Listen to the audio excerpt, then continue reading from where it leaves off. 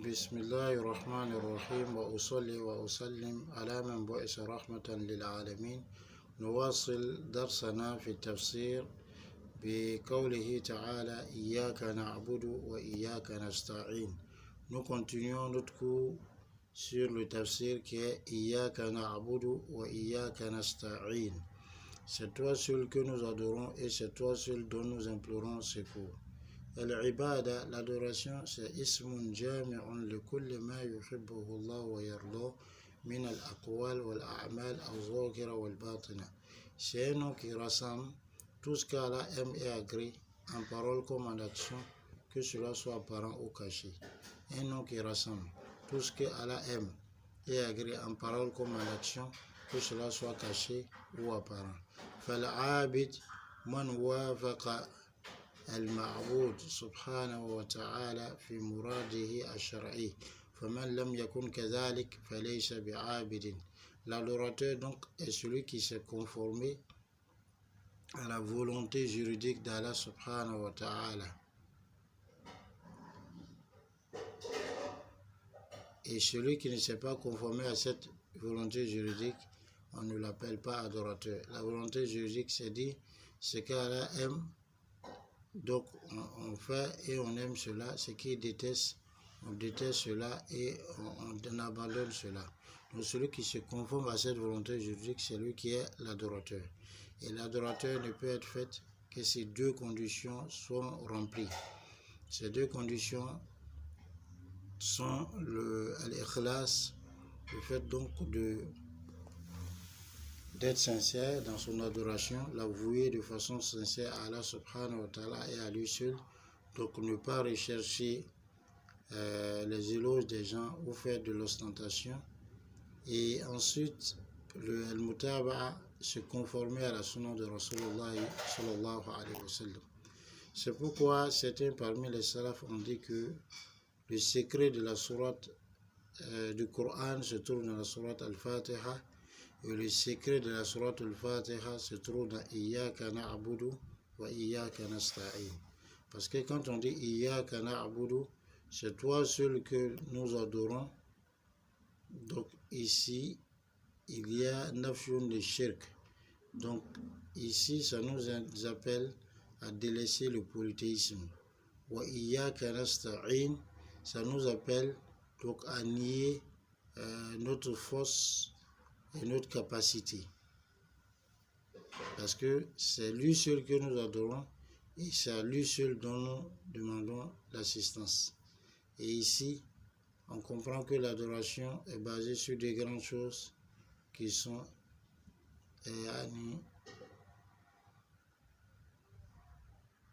où la religion tout entière nous ramène à deux grandes choses, al-ibada wa tawakkul, c'est-à-dire l'adoration et la pleine confiance en Allah subhanahu wa ta'ala.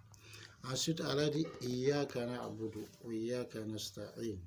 Ici, il y a khasrul isti'ana, le fait donc de restreindre la demande d'assistance et d'aide à Allah subhanahu wa ta'ala seul. Voilà pourquoi il a dit Iyaka na'budu wa Iyaka nasta'in. C'est toi seul que nous adorons et c'est toi seul dont nous implorons secours. Il pouvait dire na'budu, nous adorons toi seul. Mais quand il fait venir toi seul avant nous, donc cela démontre de l'exclusivité. Et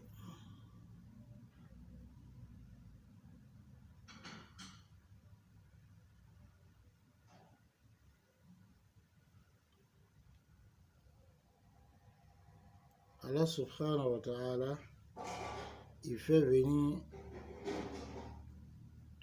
c'est-à-dire, au lieu d'utiliser le pluriel ici, il dit c'est toi seul. Parce que le serviteur, lorsqu'il commence à demander à Allah subhanahu wa ta'ala et à lui demander l'assistance, c'est comme s'il se rapproche tellement d'Allah qu'il est comme s'il est en face d'Allah subhanahu wa ta'ala.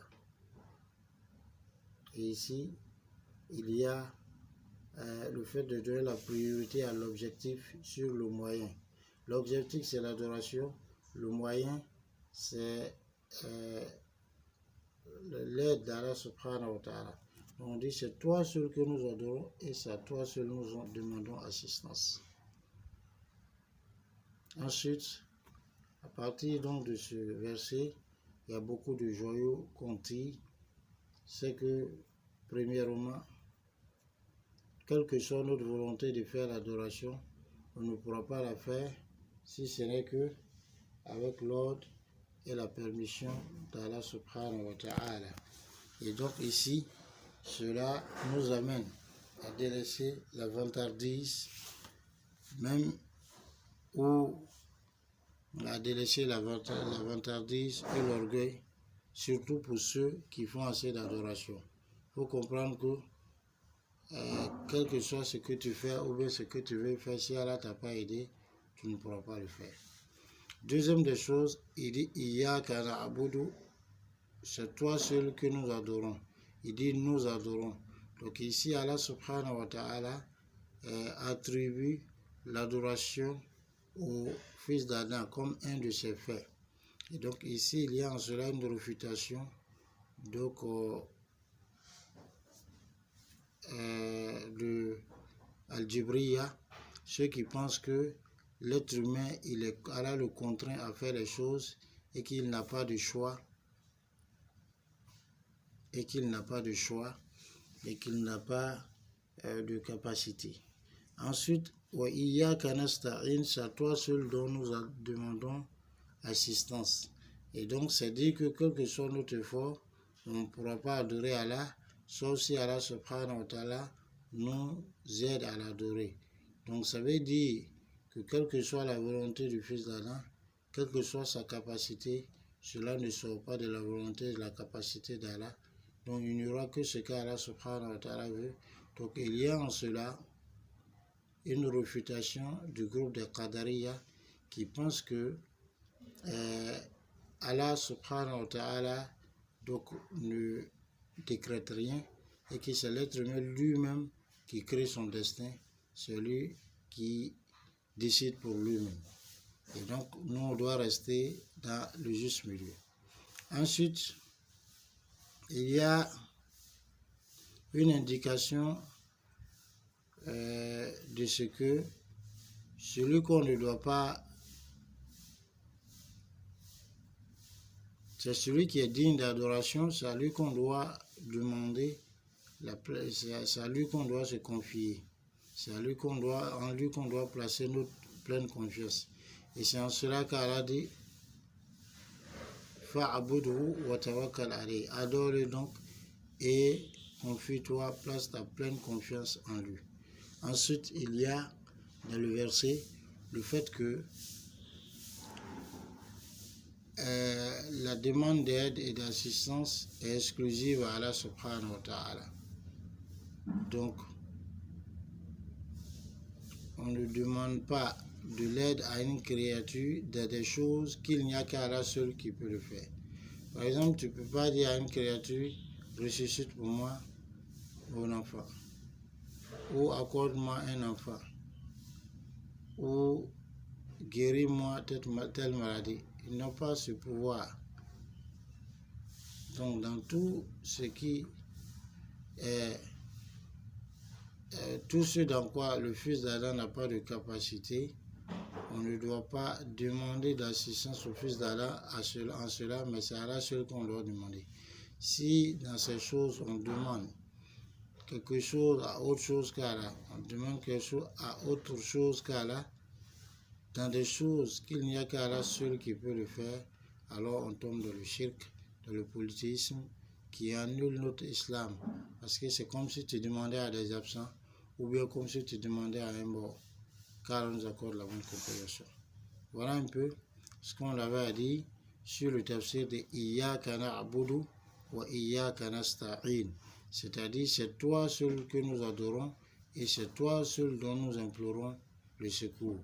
Donc, il faut pouvoir méditer ce verset pour se rendre compte de ce qu'on est en train de dire lorsqu'on prie, de telle sorte que, quelle que soit la difficulté de la situation, on n'aille pas vers les divins, ou bien vers les charlatans, ou bien vers autre chose, mais qu'on se confie à Allah subhanahu wa ta'ala et à lui seul. Et que lorsque les difficultés viennent, qu'on s'apprête à demander à Allah subhanahu wa ta'ala, qu'on puisse se diriger vers Allah subhanahu wa ta'ala dans nos prières, dans nos invocations, dans notre confiance en Allah subhanahu wa ta'ala, dans nos actes d'adoration, pour se rapprocher de lui, pour lui demander son aide. Car même celui vers qui tu vas, qui est riche, ou bien qui a ceci ou cela, il n'y aura que ce qu'Allah veut pour que lui puisse t'aider. Car on nous accorde la bonne compréhension. Et Allah dit, si Allah vous accorde victoire, nul ne peut vous vaincre. Si Allah vous délaisse, qui après Allah subhanahu wa ta'ala pourra vous secourir. Car on nous accorde la bonne compréhension.